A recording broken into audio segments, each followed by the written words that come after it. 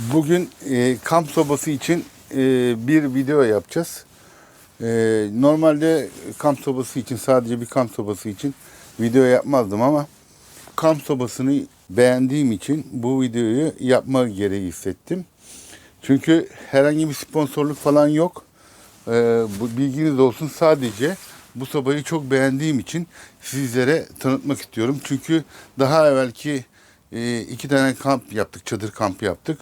Orada bu sobadan çok memnun kaldığım için dediğim gibi bu videoyu yapma gereği duydum. Öncelikle hafif bir soba değil ama inanılmaz derecede yanma kapasitesi çok yüksek bir soba. İçerisini, bir çadırın içerisini fırın gibi yapabiliyor, yani 35-40 derece sıcaklıklara kadar çıkarttığını gördüm. O yüzden dolayı ebatları biraz büyük. Şuradan baktığımız zaman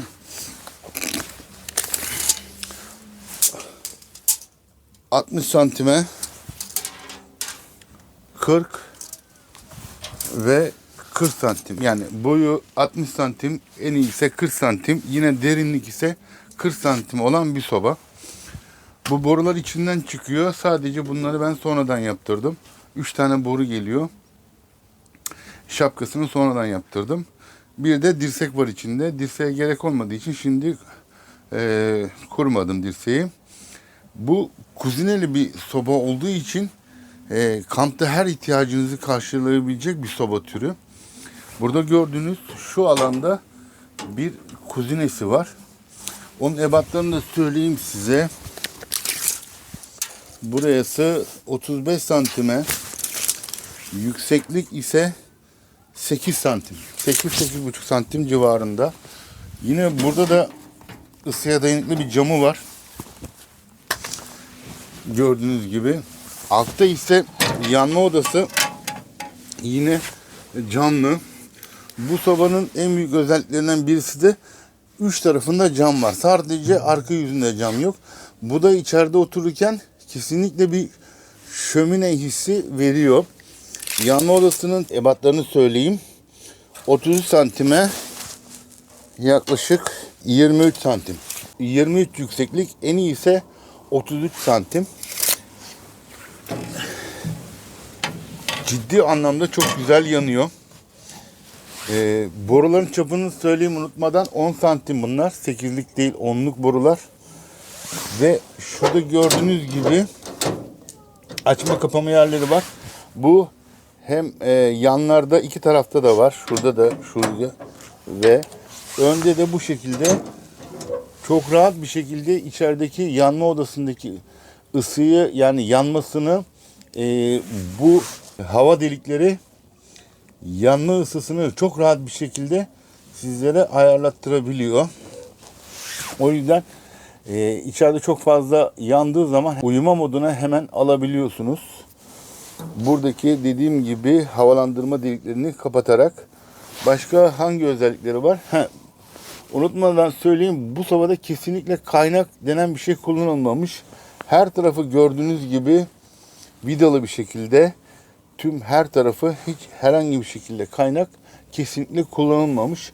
İşte buna yeni nesil bir vidalama sistemi diyorlar.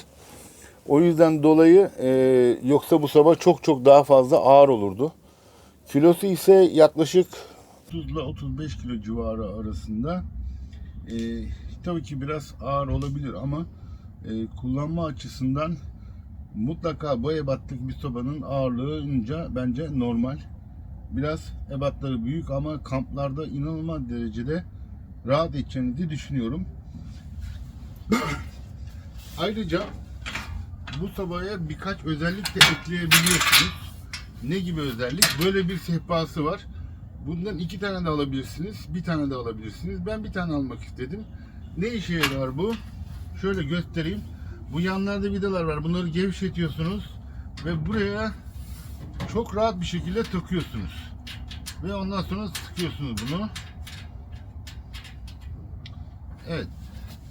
Şu ayaklarını ayarladıktan sonra bu şekilde çok kullanışlı hem bir sehpa hem odunları altına koyabileceğiniz bir alan oluşuyor. Bence bu da güzel bir özellik. Buraya da koyduğunuzu düşünürseniz burada yemek de yiyebilirsiniz. Burada pişen yemeği hemen burada kampta pratik bir şekilde yemek de yemenize yarayan bir sehpa oluşuyor. Bence oldukça kullanışlı ve bu sehpanın ebatında olduğu için yer de kaplamıyor. Koyarken arkasına koyuyorsunuz, dümdüz bir şekilde bacakları da katlanıyor çünkü. O yüzden kullanışlı bir sehpası olduğunu da düşünüyorum. Böyle çok komplike gözüküyor bence. İdeal bir raf sistemi olmuş. Evet, şimdi bu sobanın hemen hemen her şeyini anlattığını düşünüyorum.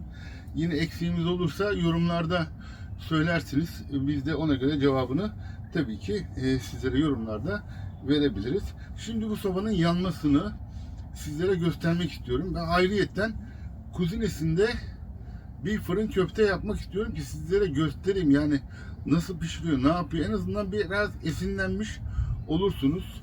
Ben gerçekten kullandığım için çok memnun kaldım. Dediğim gibi herhangi bir şekilde sponsorluk olayı yok. Tabii ki en sonunda firmanın ismini de söyleyeceğim. Çünkü yorumlarda çok sorun olacağı için firmanın isminden de bahsedeceğim size. Evet, ben odunları kırıp yakmak için hazırlıklarımı yapayım.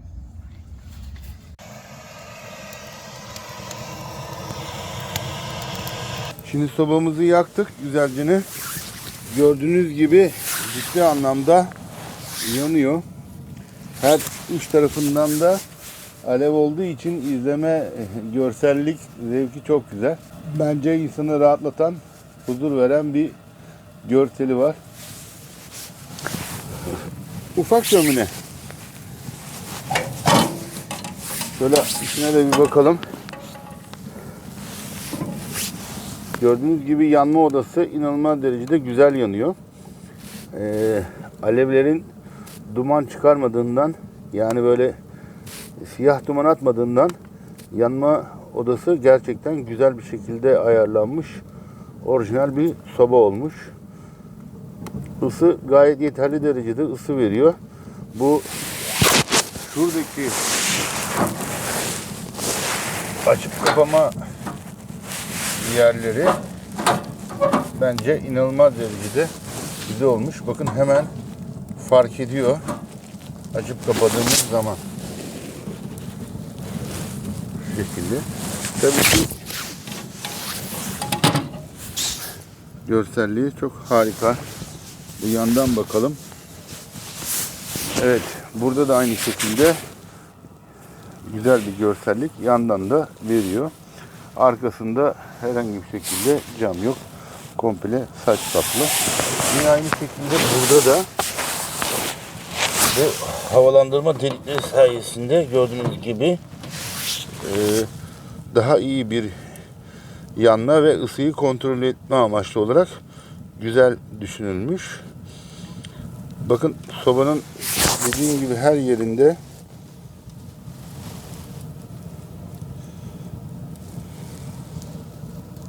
vidalarla yapılmış. Bir şekilde kaynak yok.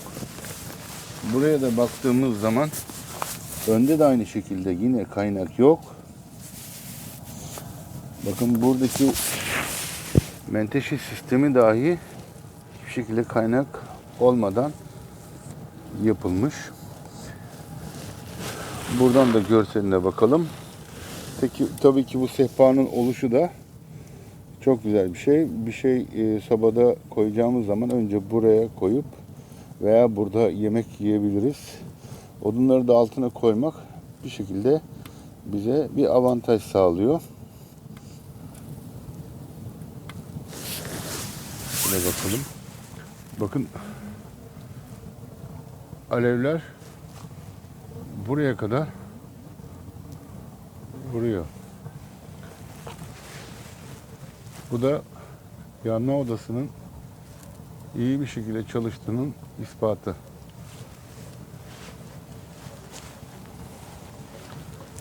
Bence görsel olarak çok güzel bir soba olmuş. Şimdi hemen fırın köftemizi yapalım ki onu da bir test edelim. Bakalım nasıl olacak. Evet, çok güzel bir fırın köfteyi hazırladık. Sobamızı test edeceğiz. Hadi bakalım, hemen atalım içine. Bakın çok güzel bir fırın köfte hazırlıyoruz. Hemen içine atıyoruz.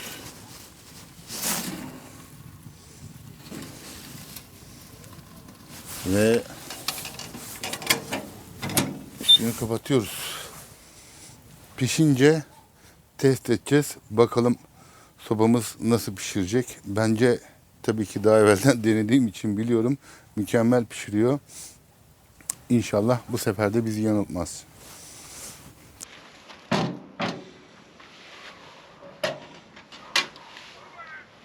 Of.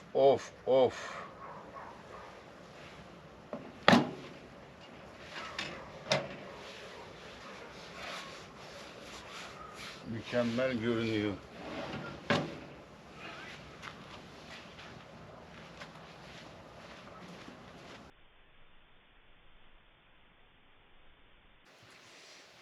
Bir tane Hacı Dede var. YouTube'da ünlü. Güzel bir yemek. Bize afiyet olsun. İzlediğiniz gibi fırın köftede biz tadımlarda da müthiş olduğunu düşünüyoruz. Yani bu sobanın kuzinesi gerçekten çok iyi derecede pişirme olasılığı olan bir fırın. Bizden tam not aldı. Dediğim gibi bu videoda herhangi bir sponsorluk falan yok arkadaşlar. Sizler kendi değerlendirmenizi yapın. Bu sobanın markasını verecek olursam size Hotba diye geçiyor. Hotba.com diye gördüğünüz gibi adresi de mevcut. Buradan inceleyip kendi inisiyatifinizle kullanarak bu sobalardan alabilirsiniz. Çok farklı çeşitte kamp sobaları mevcut. Yani sadece böyle değil. Birçok farklı çeşitte kamp sobaları da mevcut. Özellikle şömine, yani bu yeni çıkan şömineler var ya, onlar da çok iyiler. Sonra bahçe şöminelerinde çok iyiler. Tabii kamp sobalarında da bence mükemmeller.